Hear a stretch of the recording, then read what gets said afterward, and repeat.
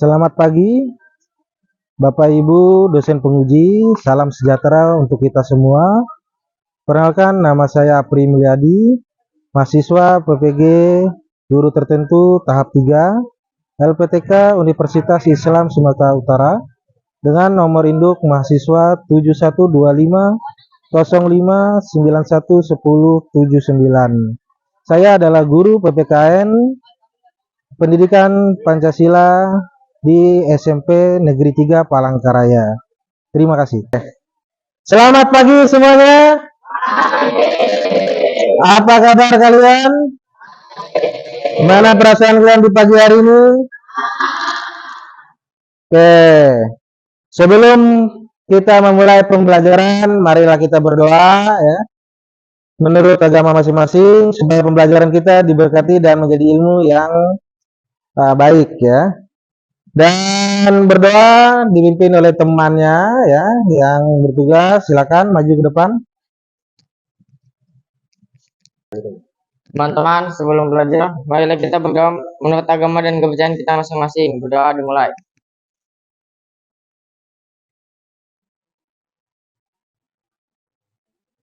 Berdoa selesai. Siapa yang tidak hadir?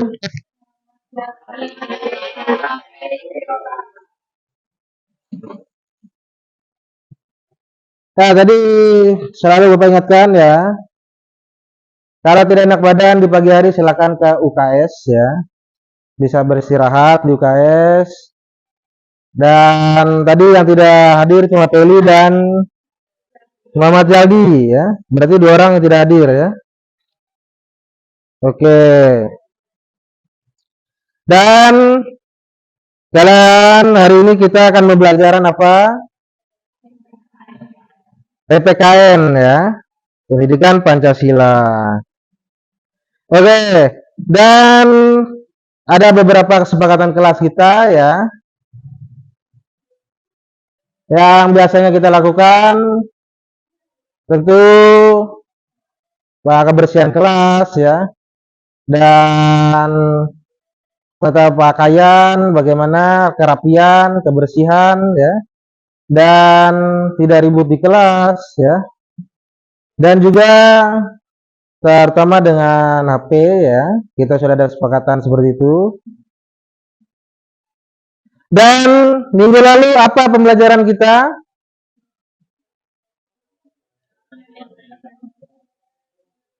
Minggu lalu, kalau itu kan materi kita hari ini.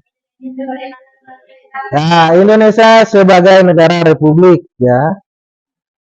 Kemarin materi Indonesia sebagai negara republik, apa yang kalian ingat? Apa Rinsa? Apa? Bentuk negara dan bentuk pemerintahan. Bentuk negara dan bentuk pemerintahan. Oke. Dan bentuk pemerintahan kita kemarin apa? Apa? Republik. Republik. Oke, republik kemarin apa? Apa? Bentuk pemerintahan republik. Siapa? Tinsa? Atau Renata? Apa? Suksesi pemerintahan dilakukan melalui mekanisme pemilu. Oke, pemilihan melalui mekanisme pemilu ya. Nah, itu materi kita minggu lalu ya. Dan materi kita di hari ini kita masuk ya. Ya, seperti bisa kalian lihat di depan ya. Tadi sudah kalian sebutkan. Indonesia sebagai negara hukum ya.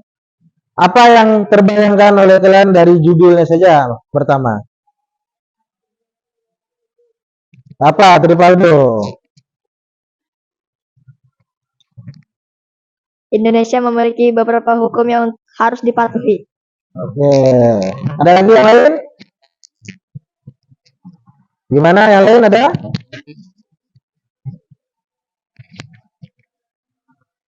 Oke. Kalau tidak ada ya, Tadi saya bilang ya Indonesia sebagai negara hukum berarti negara yang punya hukum ya yang teratur.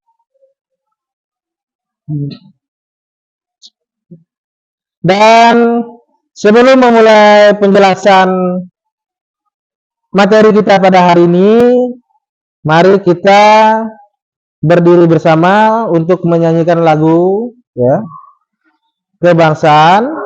Silakan berdiri ya.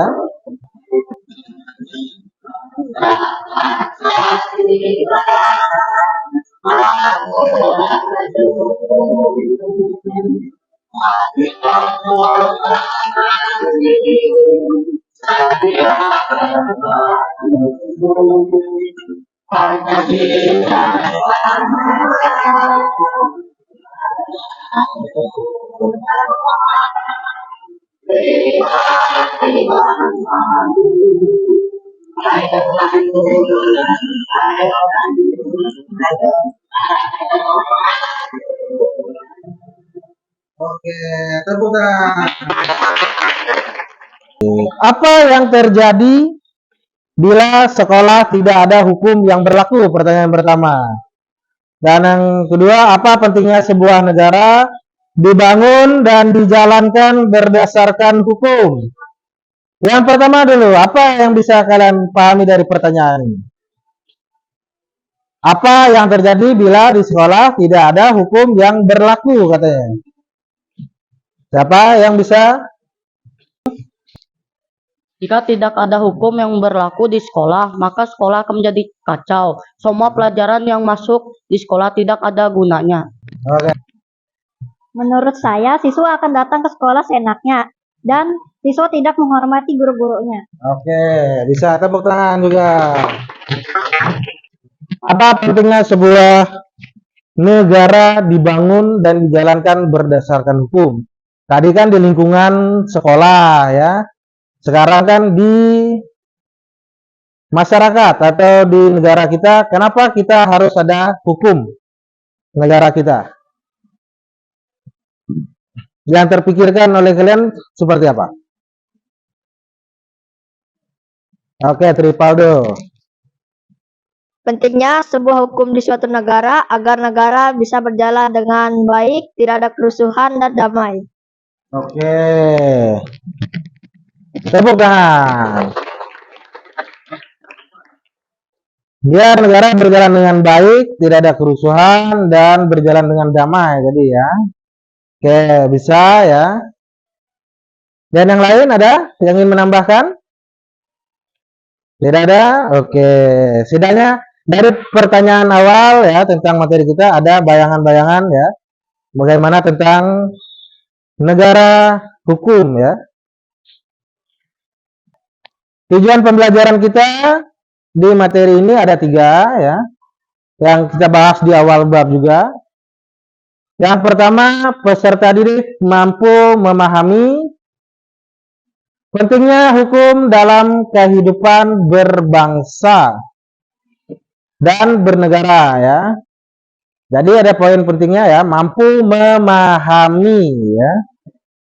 Pentingnya hukum dalam kehidupan ya. Tadi sudah disebutkan teman-temannya tadi ya.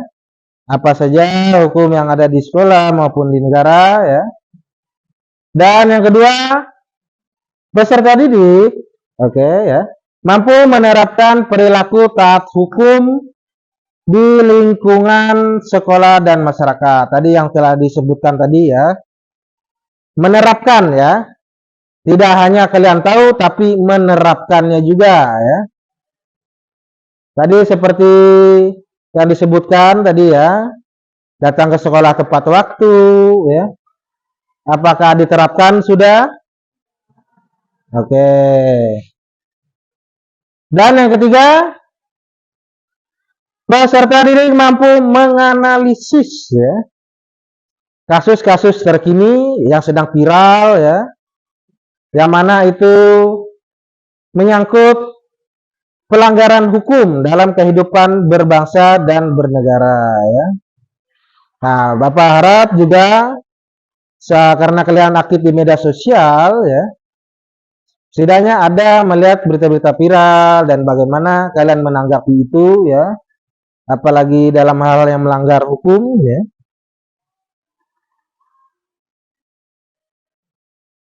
Dan oke, di sini ada video pembelajaran ya. Kita bisa saksikan. C. Indonesia sebagai negara hukum. Kalian pernah pergi ke hutan? Minimal kalian pasti tahu apa itu hutan. Iya, kan? Apa yang terjadi dengan kehidupan di hutan? Iya, binatang yang kuat, yang berkuasa. Binatang yang kuat bebas memangsa binatang manapun yang menjadi target buruannya. Inilah yang biasa disebut dengan istilah hukum rimba. Nah, dalam kehidupan bermasyarakat, terlebih bernegara tentu saja tidak boleh terjadi hukum rimba. Derajat manusia jauh lebih mulia daripada binatang. Manusia diberikan hati untuk beriman dan akal untuk berpikir. Dengan iman dan akalnya, manusia bisa memahami bahwa untuk mewujudkan kehidupan yang baik, mesti diatur dengan hukum. Kalian bisa bayangkan, apa jadinya bila di sekolah kalian tidak ada hukum yang berlaku. Siswa akan datang ke sekolah seenaknya. Guru mengajar pun sesuka seleranya. Siswa tidak menghormati guru-gurunya. Guru juga tidak peduli dengan murid-muridnya. Singkatnya, kehidupan sekolah pasti kacau. Nah, jika dalam lingkup sekolah saja, perlu keberadaan dan penegakan hukum, terlebih lagi dalam kehidupan bernegara. Maka, mengatur kehidupan bernegara dengan hukum adalah sebuah kebutuhan dan keniscayaan. Dengan keberadaan dan penegakan hukum, maka kehidupan bernegara akan berjalan baik. Indonesia merupakan negara hukum. Ini tegas dinyatakan dalam perubahan keempat pasal 1 ayat 3 Undang-Undang Dasar Negara Republik Indonesia tahun 1945, UUD NRI tahun 1945. Negara Indonesia adalah negara hukum. Menurut Jimli Asidiki, seorang pakar hukum tata negara, dalam konsep negara hukum, maka hukumlah yang mesti menjadi panglima dalam dinamika kehidupan kenegaraan. Kenegaraan bukan politik ataupun ekonomi. Karena itu, jargon yang biasa digunakan dalam bahasa Inggris untuk menyebut prinsip negara hukum adalah the rule of law, not of man. Hukum sebagai sistem, bukan orang per orang yang bertindak sebagai wayang dari skenario sistem yang mengaturnya. Indonesia sebagai negara hukum mengembangkan perangkat hukum sebagai suatu sistem yang fungsional dan berkeadilan. Perangkat hukum ini dikembangkan dengan menata suprastruktur dan infrastruktur kelembagaan politik, ekonomi, dan sosial yang tertib dan teratur. Kemudian, agar perangkat hukum itu bisa berjalan baik, maka perlu dilakukan upaya membangun budaya dan kesadaran hukum dalam kehidupan bermasyarakat, berbangsa, dan bernegara. Menurut Tafedice, sebagaimana dikutip oleh Jimli Asidiki, ciri negara hukum ada 3, yaitu sebagai berikut. 1. Supremacy of law, supremasi hukum, yaitu semua permasalahan yang terjadi dalam kehidupan bernegara diselesaikan dengan hukum.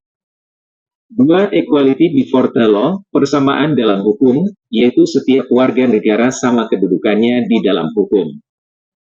Tidak ada perbedaan penerapan hukum antara pejabat dengan rakyat. 3. Due process of law, asas legalitas hukum, yaitu semua kebijakan dan tindakan pemerintah harus didasarkan pada peraturan perundang-undangan yang sah dan tertulis. Sementara Jimli Asidiki menambahkan, dalam konteks Indonesia sebagai negara hukum yang berdasarkan Pancasila, maka tidak bisa dilepaskan dari sila ketuhanan yang Maha Esa, yang merupakan sila pertama dan utama dalam Pancasila. Negara hukum Indonesia itu menjunjung tinggi nilai-nilai kemahesaan dan kemahakuasaan Tuhan. Nah, dibilang di situ hak dan kewajiban kalian saja sebagai seorang pelajar di sekolah apa? Datang tepat waktu ke sekolah sebagai kewajiban dan sebagai hak kamu tadi apa? Kan pembelajaran yang baik. Oke, mendapatkan pembelajaran yang baik. Kewajiban kita di sekolah yaitu belajar dengan baik, lalu haknya kita itu mendapatkan fasilitas dengan nyaman. Oke. Mendapatkan fasilitas dengan nyaman ya untuk belajar ya. Atau Yang utama itu mengikuti aturan yang sudah ditetapkan oleh sekolah dan juga pulang dengan tepat jam yang sudah diaturkan dan berangkat dengan tepat. oke. Dan kita akan masuk dalam tugas ya. Kelompok yang kemarin telah dibuat ya, kelompoknya. Ingat kelompoknya kemarin? Nah, yang depan putar ke belakang ya. Melihat temannya satu kelompok ya. Oke, dan kalian dua gabung di sana.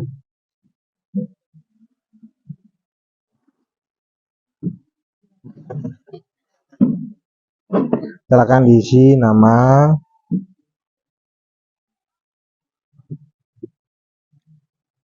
apa?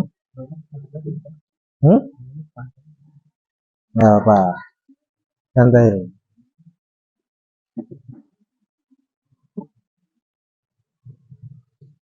Oke, ya silakan ditonton videonya ya, sambil disesuaikan dengan LKPD kalian ya. Apa? Kamu di sana.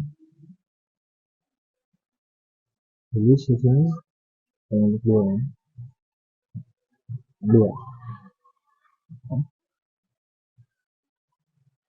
Oke.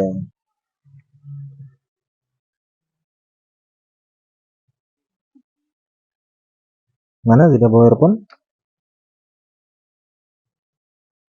Ya, nggak apa-apa. Tapi ditonton.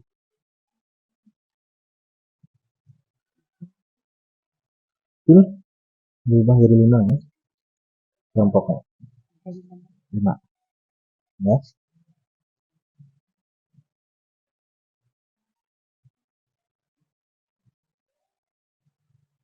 Oke, disesuaikan dengan pertanyaan yang di belakang sini ya. Ini ya.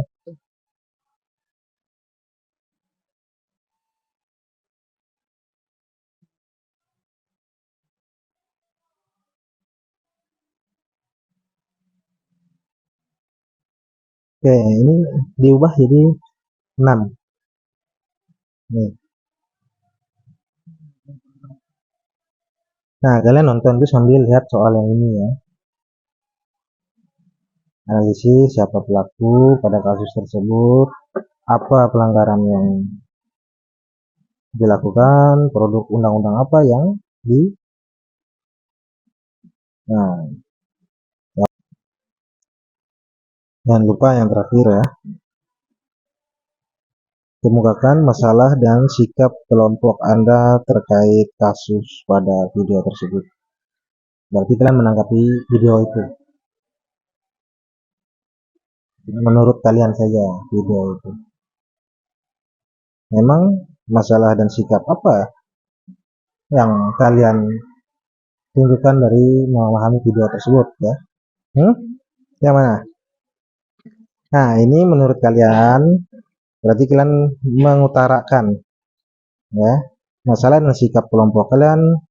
Nah, berarti menunjukkan sikap kalian terhadap video itu apa yang bisa kalian kayak masalah menunjukkan apa namanya respon kalian terhadap video itu tadi, apa respon kalian ini. Nah, karena dibilang kan kemukakan masalah dan sikap ya.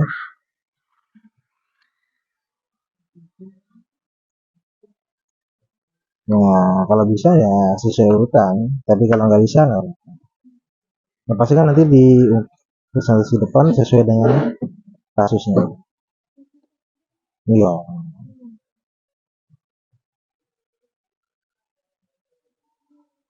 Gimana? Sudah dapat? Ingat ya, yang ditanyakan itu siapa pelakunya, apa pelanggarannya, yang dilakukan itu produk undang-undangnya apa. Berarti produk undang-undang ini undang-undang apa yang masuk dalam pelanggaran itu, atau dia melanggar undang-undang apa. Jadi kalian bisa menceritakan, analisis kan, berarti kalian menganalisis berita ini memang dia masalahnya apa, siapa orangnya. Tahu yang mana yang dicari? Nah, nah,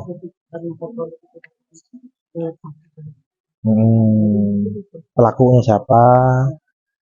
Nah, undang-undangnya jangan lupa ya, dia melanggar undang-undang berapa. Di situ silakan ditulis.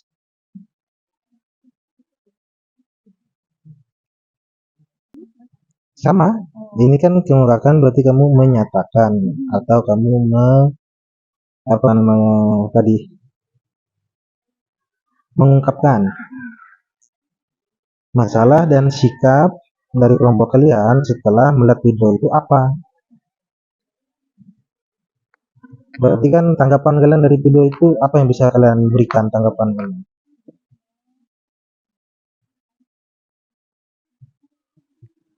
Itu kan tanggapan kalian aja. Tanggapan kalian dari permasalahan ini.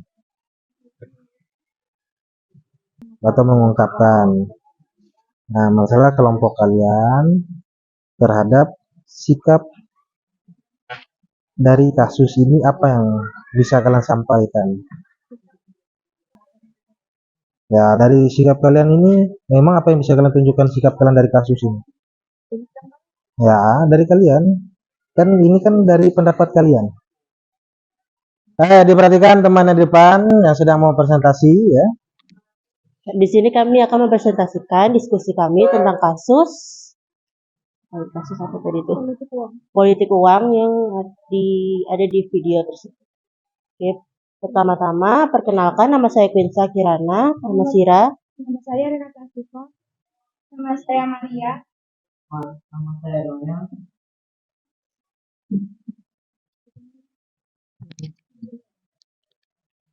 Soalnya, analisislah kasus tersebut. Siapa pelaku pada kasus tersebut? Yang kami dapatkan, peserta pemilihan atau kampanye dalam suatu praktik politik uang.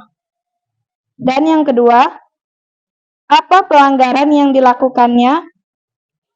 Jawaban kami, pelanggaran politik uang yaitu memberi uang dan barang agar masyarakat memilih calon tertentu. Yang ketiga, produk undang-undang apa yang dilanggarnya? Kasus ini melanggar UU 10 tahun 2016. Mengapa pelaku melakukannya? Agar dia dipilih calon tersebut dan ingin memenangkan pemilu dengan cara cepat.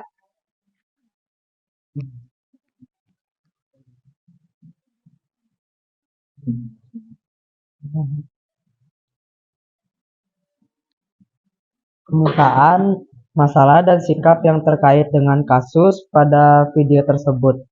Masalahnya pemilihan muda dipengaruhi hanya karena imbalan dan pemimpin yang terpilih berpotensi korup.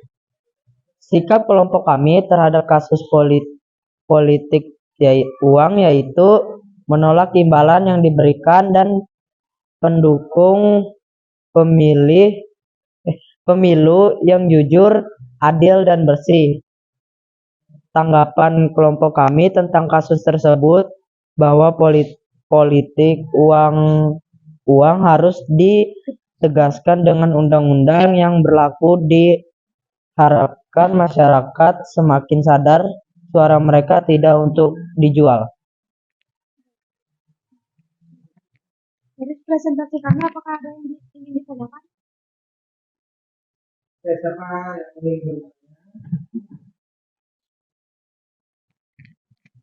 Siapa yang ingin bertanya? Ada yang ingin bertanya? Bagaimana Najamudin?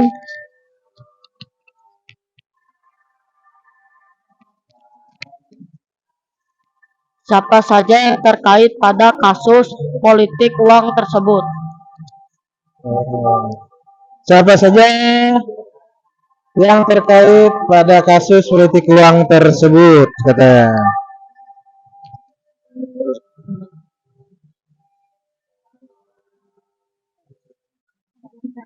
Siapa aja? Peserta pemilihan atau kampanye dalam suatu praktik politik uang serta calon-calon tersebut.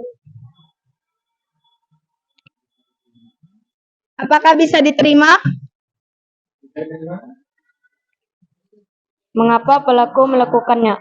Pelaku melakukannya karena ingin terpilih secara Kemudian, kemukakanlah masalah dan sikap kelompok Anda terkait kasus pada video tersebut. Menurut saya, kasus tersebut tidak cocok untuk ditiru karena kita harus memilih suara dengan adil tanpa adanya nyogok-menyogok supaya pemilu bisa berjalan dengan lancar tanpa ada masalah. Menurut saya, kita tidak boleh menerima sogokan dari bupati tersebut karena kita harus memilih dengan adil. Sekian dari presentasi kami. Apakah ada yang ingin ditanyakan? Pertanyaan saya, apa yang seharusnya dilakukan masyarakat ketika menemukan praktik politik uang? Dengar? Bisa dijawab? Menurut saya, hal yang harus dilakukan masyarakat ketika adanya praktik uang yaitu tidak menerima uang sogokan dan menolak untuk memilih paslon tersebut karena tidak baik untuk menyogok. Dari sifatnya untuk menyogok sudah kelihatan paslon tersebut tidak baik untuk memimpin suatu daerah. Kelompok yang selanjutnya bisa kita lanjutkan di minggu depan ya. Jadi dari materi kita hari ini tentang judul Indonesia sebagai negara hukum, apa yang bisa kalian sampaikan atau apa yang kalian dapatkan dari pembelajaran kita hari ini? Ada yang bisa memberikan pendapatnya? Ayo siapa? Binsa? Yang kalian dapatkan saja hari ini apa? Dari pembelajaran, oke, Najamuddin. Jadi frekuensi yang saya dapat dari pembelajaran kali ini, berapa pentingnya tegak hukum pada negara kita maupun di lingkungan sekolah kita. Karena hukum tercantum buat keadilan semua orang. Oke, tepuk tangan. Ada lagi yang ingin memberikan? Refleksi kalian saja. Oke. Dari pembelajaran kita ya, apa yang bisa kalian dapatkan? Yang bisa saya dapatkan dari pembelajaran kali ini yaitu bahwa hukum itu sangat penting di kehidupan kita sehari-hari, termasuk di negara kita. Sebagai negara hukum ya, hukum adalah panglima tertinggi ya dalam kehidupan berbangsa dan bernegara ya, berarti paling tingginya ya di Indonesia. Oleh karena itu, setiap warga negara wajib menaati dan menjunjung tinggi hukum ya. Sementara pemerintah wajib menjalankan kekuasaannya berdasarkan hukum dan menjamin hak-hak rakyat ya. Hal ini penting untuk mewujudkan kehidupan masyarakat yang adil, tertib, dan sejahtera. Nah, ini kesimpulan bagaimana Indonesia sebagai negara hukum ya. Oke, jadi pembelajaran kita sudah mulai berakhir ya. Oke, terima kasih atas partisipasi kalian dalam pembelajaran hari ini. Tepuk tangan untuk kita semua ya. Semoga pembelajaran kita menjadi suatu ilmu yang kita terapkan dalam kehidupan kita sehari-hari ya. Oke, dan untuk bisa memberikan kebaikan kepada orang lain ya, dan sesama kita. Oke.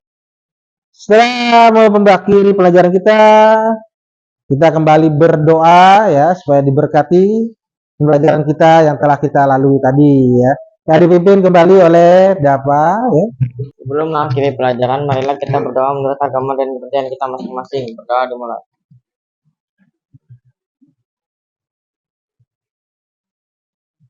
Doa selesai. Oke. Ya, pelajaran kita telah berakhir. Selamat siang semua.